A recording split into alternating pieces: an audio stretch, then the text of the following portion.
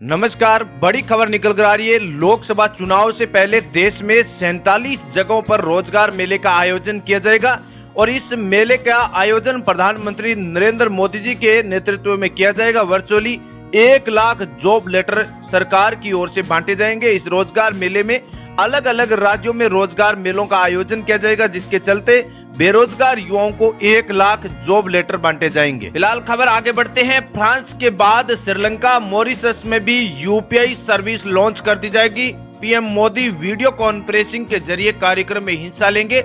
शुरुआत में यूपीआई की सुविधा फ्रांस में की गई थी, उसके बाद आज मोदी सरकार के ऐलान के बाद श्रीलंका और मॉरिशस में भी यूपीआई सर्विस लॉन्च कर दी जाएगी। बड़ी खबर है, गृह मंत्री अमित शाह आज गुजरात दौरे पर जाएंगे। वे यहां 1500 करोड़ की लागत से परियोजनाओं का उद्घाटन और शिलान्यास करेंगे। गुजरात में गरीब परिवारों के बीच कई प्रकार की परियोजनाओं का अभी भी काम अधूरा है, जिसके चलते आज गृह मंत्री अमित शाह स्वयं गुजरात दौरे पर जाएंगे और वहां 1500 करोड़ रुपए की लागत से वहां की परियोजनाओं का शिलान्यास और उद्घाटन करने का ऐलान किया है। फिलहाल बड़ी खबर है, पीएम मोदी 11 फरवरी को मध्य प्रदेश के झाबुआ पहुंचे। यहां उन्होंने एक रैली को संबोधित करते हुए कहा, कांग्रेस जब सत्ता में होती तो लूट करती, जब सत्ता से बाहर होती है तो लोगों को लड़वाती है। लूट और फूट यही कांग्रेस की ऑक्सीजन थी। मोदी जी ने यहाँ पीएम मध्य प्रदेश की 6 आदिवासी रतलाम, झाबुआ, बैतूल, खरगोन, धार, मंडला, शहडोल को साधने की कोशिश कर रहे हैं। वहीं गुजरात की पंचमहल, छोटा उदेपुर, दाहोद और राजस्थान की बांसवाड़ा लोकसभा पर भी पीएम मोदी की एक सभा का असर पड़ सकता है। खासकर मोदी सरकार कांग्रेस की जो आदिवासी जातियां हैं उनको कवर करने के लिए मोदी सरकार ने इस प्रकार के ऐलान जारी किए हैं। बड़ी खबर है, बिहार में नीतीश सरकार का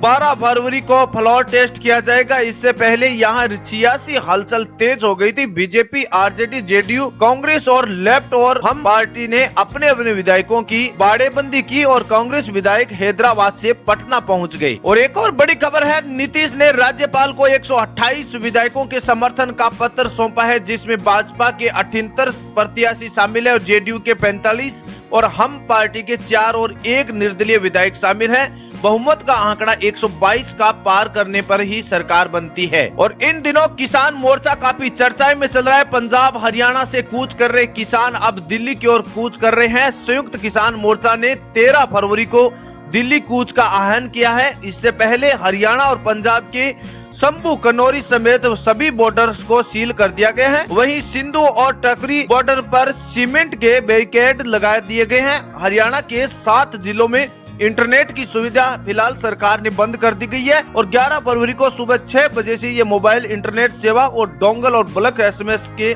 सेवाएं सभी बंद कर दी गए और ये रोक अंबाला, हिसार, कुरुक्षेत्र, कैथल, जिंद, फतेहाबाद और पुलिस, जिडावली और बडावली के समेत सिरसा में ये सेवा बंद रहेगी। तो किसान मोर्चा काफी जोरों शोर से आगे चल रहा है। मुख्य मांगों के लेकर फसल में न्यूनतम समर्थन मूल्य यानी एमएसपी की गारंटी और कर्ज माफी जैसे मुद्दे शामिल है। हालांकि केंद्र सरकार ने किसानों की मांग को लेकर भी 12 फरवरी को बात करने का भी एक न्योता किसानों को दिया है। और पाकिस्तान के चुनाव में नेशनल असेंबली के चुनाव में 336 सीटें, उनमें से 265 सीटों के चुनाव हैं। 1 सीट पर चुनाव डाल दिए गए हैं, जबकि 1 सीट NA-88 के नतीजों को खारिज कर दिया है। यहाँ 15 फरवरी को फिर से वोटिंग होगी। बाकी 70 सीटें रिजर्व है।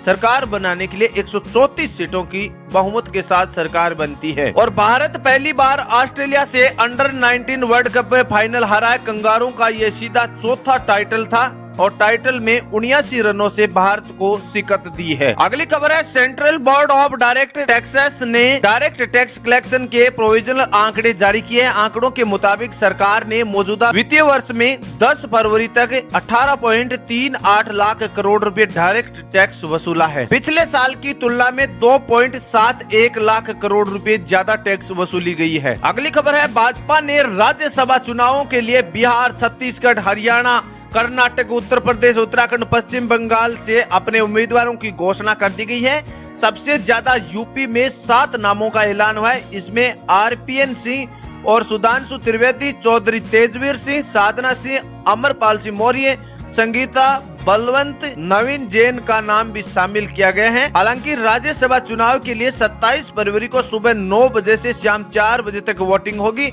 इस दिन वोटिंग के बाद चुनाव के नतीजों का ऐलान कर दिया जाएगा। उम्मीदवार के नामांकन की आखिरी तारीख 15 फरवरी रखी गई है। और अब चलिए जानते हैं कुछ अहम खबरें। हेडलाइन के तौर पर हल्द्वानी हिंसा का मास्टरमाइंड अब्दुल मलिक अरेस्टेड। बनबुलपुरा इलाका अभी भी सील है। इंटरनेट सेवाएं बहाल है। चौथे दिन भी दूध दवाओं की सप्लाई चल रही है। रामलला की आंखें सोने चांदी के हथौड़े छेनी से तराशी गई है। मूर्तिकार योगी राज ने तस्वीर शेयर की और लिखा, इन्हीं की मदद से दिव्य आंखों का उकेरा। आज इस रामलीला की आंखों में सोने चांदी के हथौड़ों से तराशी गई है। और देश की सबसे बिजी दिल्ली की इंदिरा गांधी एयरपोर्ट पर 11 फरवरी को इंडिगो का एक विमान लैंडिंग के बाद रास्ता भटक गया। वह टैक्सीवे पर रनवे पर न रुक पाए और आखिरी छोर पर चला गया। इस वजह से 15 मिनट तक रनवे ब्लॉक रहा। इस दौरान कई विमान लैंडिंग और टेक ऑफ मिशन नहीं मिलने के कारण लेट हो गए। बाद में विमान को टोइंग विमान से खींचकर पार्किंग पर लाया गया। तो आज के दिन राजस्थान और देश दुनिया की तमाम बड़ी खबरों को इस प्रकार डिस्कस किया है। आप भी अपनी कमेंट राय चैट सेक्शन में जरूर बताना कि इसमें से सबसे ज्यादा अच्छी खबर आपको कौन सी लगी और आप कहां से हमारी वीडियो को देख रहे हैं। तमाम खबरों के साथ एक बार फिर हाजिर होंगे। तब तक के लिए थैंक यू, धन्यवाद।